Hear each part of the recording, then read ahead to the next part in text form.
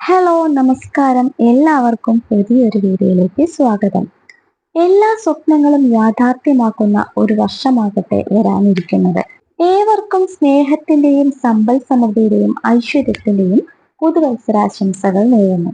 നിങ്ങളുടെ എല്ലാ സ്വപ്നങ്ങളും പുതുവർഷത്തിൽ യാഥാർത്ഥ്യമാകട്ടെ. ഏവർക്കും പുതുവത്സരാശംസകൾ. ഇന്നത്തെ വീഡിയോയിൽ ഞാൻ പറയാൻ പോകുന്നത് 2025 ശ്രദ്ധിക്കേണ്ട നക്ഷത്രക്കാരെ കുറിച്ചാണ്.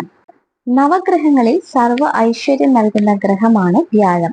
ജീവിതത്തിലെ നന്മയും സുഖവും സന്തോഷവും ശ്രേഷ്ഠതയും എല്ലാം വ്യാഴത്തിന്റെ വരങ്ങളാണ്. എല്ലാ ദേവന്മാരുടെയും അധിപനാണ് വ്യാഴം എന്നാണ് പറയപ്പെടുന്നത്. അതുകൊണ്ട് തന്നെ ജീവിതത്തിൽ വ്യാഴത്തിന്റെ അനുഗ്രഹം വളരെ പ്രധാനമാണ്.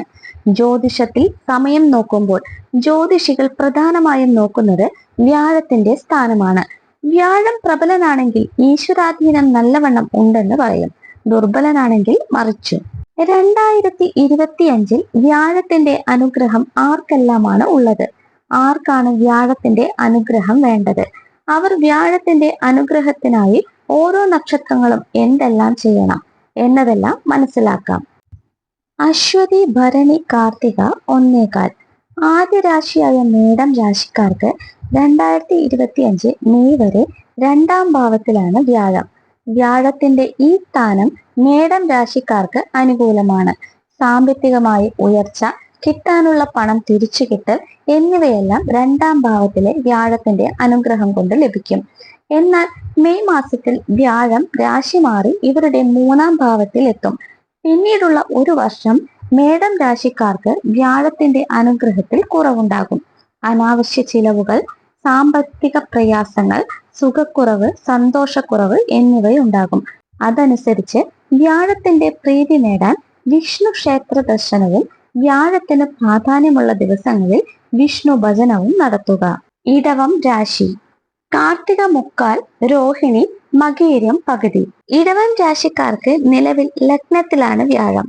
മെയ് മാസത്തിൽ ഇവരുടെ 2ാം ഭാവത്തിലായിരിക്കും വ്യാഴം വന്നെത്തുക. അതുകൊണ്ട് മെയ് വരെയും അതിനുശേഷമുള്ള ഒരു വർഷവും വ്യാഴം കാരണം ഇടവം രാശിക്കാർക്ക് ഒന്നും ഭയക്കേണ്ടതില്ല. ഇവർ വ്യാഴം നൽകുന്ന അവസരങ്ങളും നന്മകളും തിരിച്ചറിയുകയും അത് വേണ്ട വിധം പ്രയോജനപ്പെടുത്തുകയും വേണം. വീട് വെക്കാനും വിദേശത്ത് പോകാനും സാമ്പത്തികമായി അഭിവൃദ്ധിപ്പെടാനും ജോലിയിൽ ഉയർച്ച ഉണ്ടാകാനുമെല്ലാം വളരെ അനുകൂലമായ സമയമാണിത്. വ്യാഴം ഒപ്പമുണ്ടെന്ന് കരുതി വിഷ്ണു ഭജനവും വ്യാഴത്തെ പ്രീതിപ്പെടുത്തലും ചെയ്യാതിരിക്കരുത്. പൂർണ്ണ തോതിൽ വ്യാഴത്തിന്റെ അനുഗ്രഹം ലഭിക്കുന്നതിനായി യഥാവിധി വിഷ്ണുവിനെ ഭജിക്കുക. മിഥുനം രാശി. മകീരം പകുതിയും, തിരുവാതിര, പുണർദം മുക്കാലും. മിഥുനം രാശിയിൽ ജനിച്ചവർ മെയ് മാസം വരെ മുടങ്ങാതെ വിഷ്ണു ഭജനം ചെയ്യണം. വ്യാഴാഴ്ചകളിൽ വിഷ്ണു ക്ഷേത്രത്തിൽ പോകുകയും വിഷ്ണു നാമജപം നടത്തുകയും വേണം. പണമിടപാടുകൾ വളരെ സൂക്ഷിച്ചു വേണം. നിക്ഷേപങ്ങൾക്ക് ഒട്ടും അനുകൂലമല്ലാത്ത സമയമാണ്. പണം മുടക്കേണ്ട കരാറുകളിലൊന്നും ഒപ്പിടരുത്. പണം കടം കൊടുക്കുകയോ വാങ്ങുകയോ ചെയ്യരുത്. മെയ് മാസം തൊട്ട് പിന്നീടുള്ള 2 വർഷങ്ങൾ വ്യാഴം ഇവർക്ക് അനുകൂലമാണ്. പ്രത്യേകിച്ച് 2ാം വർഷത്തിൽ ആഗ്രഹങ്ങൾ പൂർത്തീകരിക്കാനും ലക്ഷ്യങ്ങളിലെത്താനും ഇതുവരെ ലഭിക്കാത്ത എല്ലാ സൗഭാഗ്യങ്ങൾ നേടാനും ഈ കാലയളവിൽ സാധിക്കും. ആ കാലയളവിലും ഭഗവത് പ്രീതിക്ക് വേണ്ട കാര്യങ്ങൾ മുടങ്ങാതെ ചെയ്യുക. കർക്കടകം രാശി. പുണർദം കാലും, പൂയം, ആയില്യം. നിലവിൽ കർക്കടകം രാശിക്ക് 11ാം ഭാവത്തിലാണ് വ്യാഴം സഞ്ചരിക്കുന്നത്. അഷ്ടമത്തിൽ ശനിയുണ്ട് എന്നതൊഴിച്ചാൽ കർക്കിടകം രാശിക്ക് ഇപ്പോൾ വളരെ നല്ല കാലമാണ്.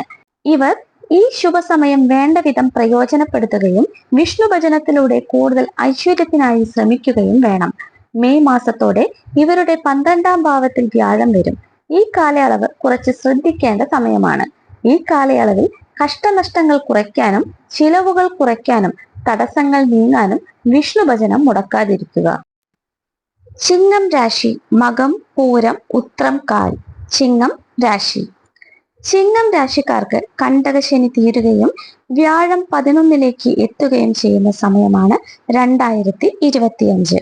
മെയ് വരെ ഇവർക്ക് വ്യാഴത്തിന്റെ അലട്ടലുകളൊന്നും ഉണ്ടാകില്ല. മെയ് കഴിഞ്ഞാൽ പിന്നീടുള്ള ഒരു വർഷം വളരെ ശുഭഫലങ്ങൾ ഉണ്ടാകും. ഏത് ആഗ്രഹങ്ങളും സാധിക്കുന്ന ഒരു സമയമായിരിക്കും ഇത്. സാധിക്കില്ലെന്ന് കരുതിയ കാര്യങ്ങൾ പോലും ശ്രമത്തിലൂടെയും ദൈവാനുഗ്രഹത്തിലൂടെയും ഇവർക്ക് സാധിക്കും. എല്ലാവർക്കും നല്ലൊരു ദിവസം നേരുന്നു. നിങ്ങളുടെ എല്ലാ സ്വപ്നങ്ങളും ഈ ഒരു വർഷത്തിൽ സാധ്യമാകട്ടെ. നന്ദി, നമസ്കാരം. ഭദ്രേ നാരായണ.